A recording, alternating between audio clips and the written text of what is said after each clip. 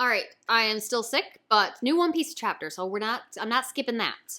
How do we even start this? So chapter 1110, it's everything that we've been waiting for as the Gorosei's forms are revealed.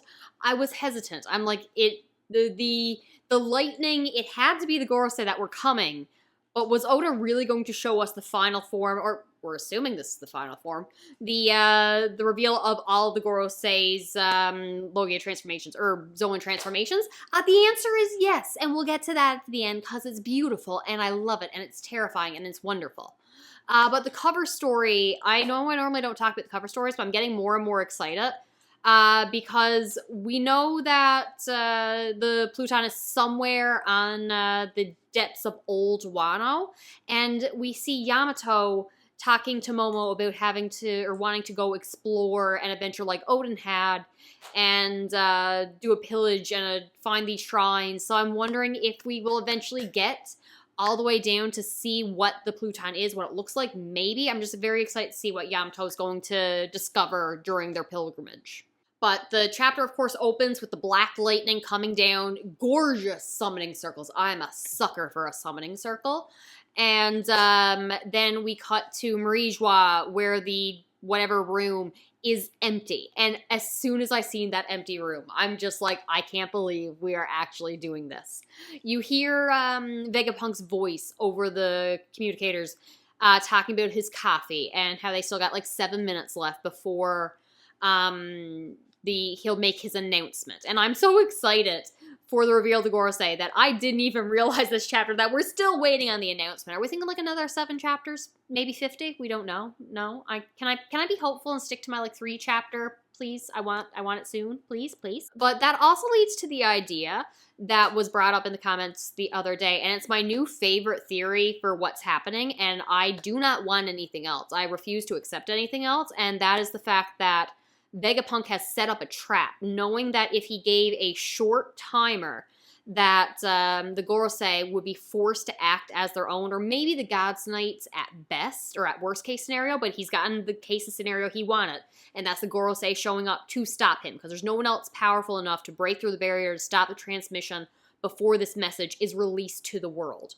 So if it is actually a trap, by tricking them into showing up so he can broadcast everything live, actually, and show their demonic forms to the world. That is just an awesome idea, and I want this to be a trap. I want it to be a trap so bad. But if it's not, in terms of what I think the message will be, I really want it to be something about the Void Century, the former war. But again, if it's just about the genocides that the world government has been acting upon, what the Celestial Dragon's tributes are used for, literally anything. Anything we already know would be enough to drive the world into madness. But I'm really hoping something from the Void Century. Maybe something about the ancient weapon that he got the Mother Flame power for. So maybe Uranus. So I'm hoping maybe, at minimum, maybe what happened at Ennis Lobby, and that hole in the ground, and then saying that's what happened to Lucilia. I want some kind of information, but I'm leaning more towards maybe Vegapunk having more information on the Uranus and the Mother Flame, that he could give us information on that. But if him and Vegapunk 1 was in researching the Void Century, there's no reason he can't have information on that as well. All right, jumping to the Gorosei, because we get their names, the type of yonkai that they are, and then a small image of them. And that's just like, Oda's given us more information than he normally does. So, of course, we have Saturn. He's the Ox Oni Yuki Spider. And pretty much we don't... I'm trying to look up the information on both the demon as well as the planet and see if there's anything that can give me any kind of hint of what's going on. Not much is really said about the this Ox Spider thing. TCB scans had talked about it being known to like run on beaches and attack people there, so like sandy environments is all I got that. It doesn't really matter because Kuma's going to kill this man, so it doesn't really matter which Straw Hat fights him or does anything. Kuma's the one who takes him down, so we already know that's going to come eventually, and I need it to happen soon. The planet Saturn, strong winds, you got the big ring around it, quite large. Cold temperatures related to the Greek Cronus, which was one of the original Titans. I don't think any of that information is really helping us. Mars, we got the Greek god Ares, so god of war. It's a cold place, but it's also a really hot place. None of that's helping us. It's talking about sand dunes. That doesn't help us because it's not where the sandworm is from. It is the Itsumedi. I'm not pronouncing these things correctly, but that's the bird one. I really, really like the design. I do. But what I like too is on the Wikipedia page, I found a story about how they come and call out during death on the battlefield, and there was someone who had ordered one to be shot down. And previously in this chapter, we seen the giants shooting arrows.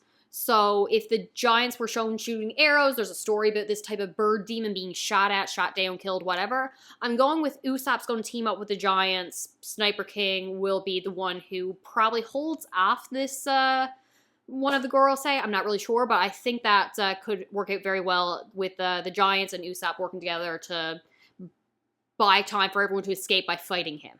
Mercury, we got the Hoki. I got literally nothing on this one, and TCB just said they're known for terrorizing the countryside, taken from, I think it was Chinese mythology, and in terms of the planets, Mercury is related to the god Hermes, so a messenger. Yeah, that's really not helping me with anything. Venus is a Bonkotsu, who is a fire horse that was apparently a horse that burned to death and is out for revenge. Venus is the god Aphrodite, love and beauty. That does not help me. This man has the coolest design, though. I am obsessed with this horse samurai, like the fusion form between the human and animal side of it. Love it. It's an awesome design. He can move incredibly fast across the battlefield. And when I think of also Venus, we're thinking very hot, like maybe fire. So, and also fire in the horse, burned to death. Sure, let's go with that. So if I had to take a guess, I'm going with Sanji and maybe Zoro together will be their opponent. And I just can't wait to see it because awesome designs all around. Jupiter, related to the god Zeus, king of the gods, lightning. Sandworm. What the hell is a sandworm doing? We're just going pure fancy. I'm all for it. I love the inspiration that Oda takes not only from mythology, but just fantasy in general. So I'm really happy to see the sandworm. I just have no idea who's going to go after it. Maybe Jinbei. I kind of want to see him going up against it, just like sand versus water, earth and water. I think that would be a good fight right there. So we have all the introductions of these demon 5 elders, and Luffy is standing in front of them. These teeny tiny little thing in front of these monsters. And he's mildly freaking out, but he's also just having fun. Sanji is making a run for it to warn Nami.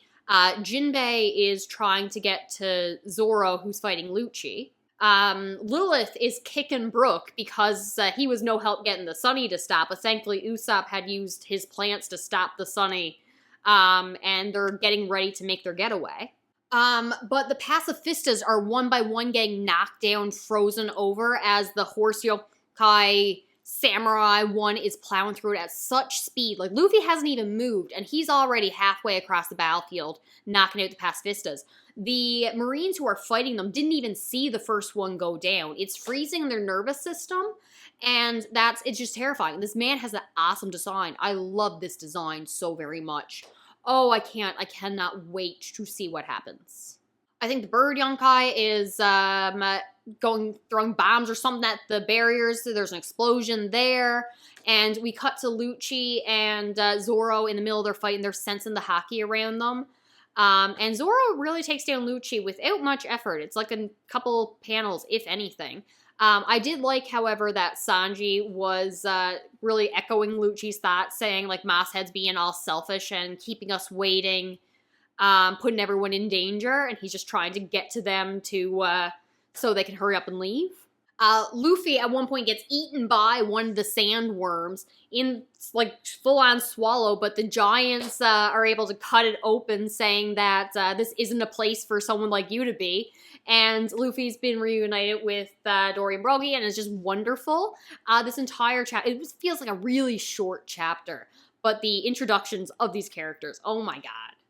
They really just got to get out of here. I don't see them stopping any of the Gorosei. Hopefully, just slowing them down enough, buying Vegapunk the 7 minutes that he needs in the past to make whatever announcement he's going to make, or whatever trap was planned spring. I don't know.